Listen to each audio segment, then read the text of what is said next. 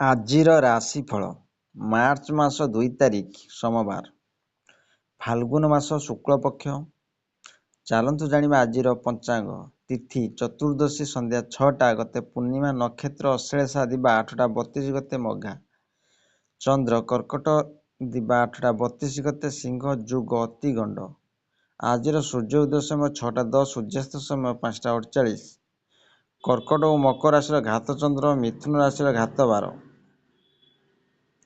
ଆଜିର କାଳବେଳା ଦିବା 7ଟା 34 ଗତେ 9ଟା 2 ମଧ୍ୟେ, ବାର ବେଳା ଦିବା 2ଟା 55 ଗତେ 4ଟା 22 ମଧ୍ୟେ।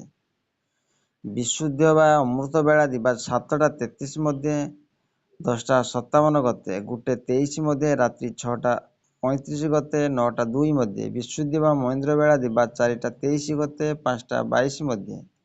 ଆଜି ବିରି ଖାଇଲେ ଦେହ ପ୍ରତି ହାନିକାରକ ହୋଇଥାଏ। ଚାଲନ୍ତୁ 12ଗୋଟି ରାଶିର ନାମ ଜାଣିବା ଏବଂ କେମିତି ରହିଛି ଆପଣଙ୍କ ଦିନ ସେ ବିଷୟ ଜାଣିବା ପୂର୍ବରୁ ଭିଡ଼ିଓଟି ଭଲ ଲାଗିଲେ ଲାଇକ୍, ସେୟାର, ସବସ୍କ୍ରାଇବ୍ କରି ପାଖରେ ଥିବା ବେଲ୍ ଆଇକନ୍ ଦେବେ, ଅଲ୍ ନୋଟିଫିକେସନ୍ ଅନ୍ କରିବେ, ଯାହାଫଳରେ ନୂଆ ନୂଆ ଭିଡ଼ିଓ ପାଇପାରିବେ। ପ୍ରଥମେ ଦେଖିବା ମେଷ ରାଶି ବ୍ୟକ୍ତିମାନଙ୍କ ପାଇଁ। ଆଜି ଯାହା ହେଉ ନା କାହିଁକି ଆପଣ ନିଜେ ଆତ୍ମୀୟମାନଙ୍କ ସହ କଳି କରିବେ ନାହିଁ। ପରିସ୍ଥିତି ଯେମିତି ହେଉ ମଧ୍ୟ ଆପଣ କାଲିଠାରୁ ଦୂରେଇ ରୁହନ୍ତୁ। ଆପଣ ନିଜକୁ ଶାନ୍ତ ରଖିବାକୁ ଚେଷ୍ଟା କରନ୍ତୁ। ଦେବ ଦର୍ଶନର ସୁଯୋଗ ମିଳିବ। ସେହିଭଳି ଦେଖିବା ବୃଷ ରାଶି ବ୍ୟକ୍ତିମାନଙ୍କ ପାଇଁ। ଆଜି ନିଜ ଲୋକମାନଙ୍କ ସହିତ ମିଶିବାର ସମ୍ଭାବନା ସୁଯୋଗ ରହିଛି। ଆପଣଙ୍କ ଠାରୁ ହଠାତ୍ ଖୁସି ଆଣିଦେବ। ଆପଣଙ୍କ ପୁରୁଣା ବନ୍ଧୁ ଆପଣଙ୍କର ହୃଦୟରେ ବହୁତ ନିକଟତର ଅଟନ୍ତି। ଆକସ୍ମିକ ବିପଦ ହେତୁ ସତର୍କ ରୁହନ୍ତୁ।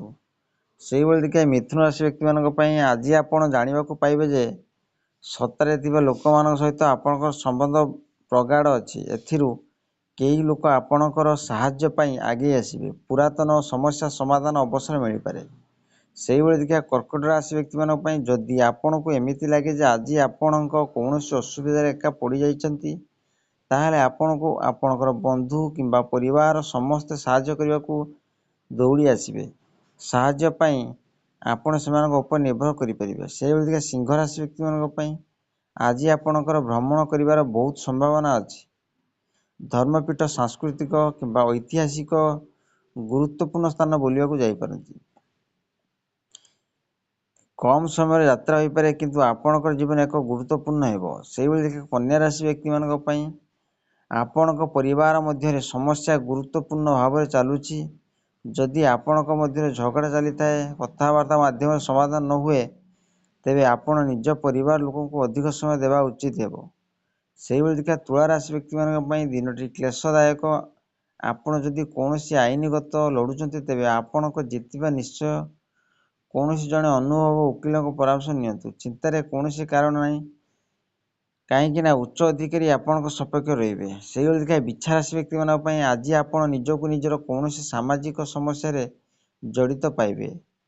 ମୁକୁଳିବା ଆପଣଙ୍କ ଦ୍ୱାରା ହୋଇନଥିଲେ ମଧ୍ୟ ଆପଣ ଜଡ଼ିତ ହୋଇଯାଇଛନ୍ତି। ଗୁରୁଜନଙ୍କୁ ନିନ୍ଦା ବ୍ୟଥା ଦେଇପାରେ। ସେହିଭଳି ଦେଖିବା ଧନୁରାଶି ବ୍ୟକ୍ତିମାନଙ୍କ ପାଇଁ। ଆଜିର ଦିନ ନିଜ ପରିବାର ଲୋକଙ୍କ ସହିତ ରହିବା ପାଇଁ ଶୁଭ ଦିନ ଅଟେ। ଆଜି ଆପଣ ସେମାନଙ୍କ ସହିତ ମିଳିମିଶି କୌଣସି ମନୋରଞ୍ଜନ କାର୍ଯ୍ୟକ୍ରମରେ ଭାଗ ନେବେ। ଆଜି ଆପଣ କୌଣସି ପାରିବାରିକ ଉତ୍ସବରେ ମଧ୍ୟ ଭାଗ ନେବେ। ସେହିଭଳି ଦେଖିବା ମକର ରାଶି ବ୍ୟକ୍ତିମାନଙ୍କ ପାଇଁ। ଆଜି ଆପଣଙ୍କ ଆତ୍ମବିଶ୍ୱାସ ଏହାର ଚରମ ସୀମା ରହିବ। ଆପଣ ନିଜର ଆତ୍ମବିଶ୍ୱାସ ପ୍ରଭାବିତ କରିବ, କିନ୍ତୁ ପ୍ରତି କ୍ଷେତ୍ରରେ ବାଧା ଓ ସମସ୍ୟା ଦେଖାଦେଇପାରେ। ଅଯଥା ବ୍ୟୟ ହେବ। କଣ୍ଟା ଓ ମୁନିଆ ବସ୍ତୁ ଦ୍ୱାରା ଆଘାତ ହୋଇପାରନ୍ତି।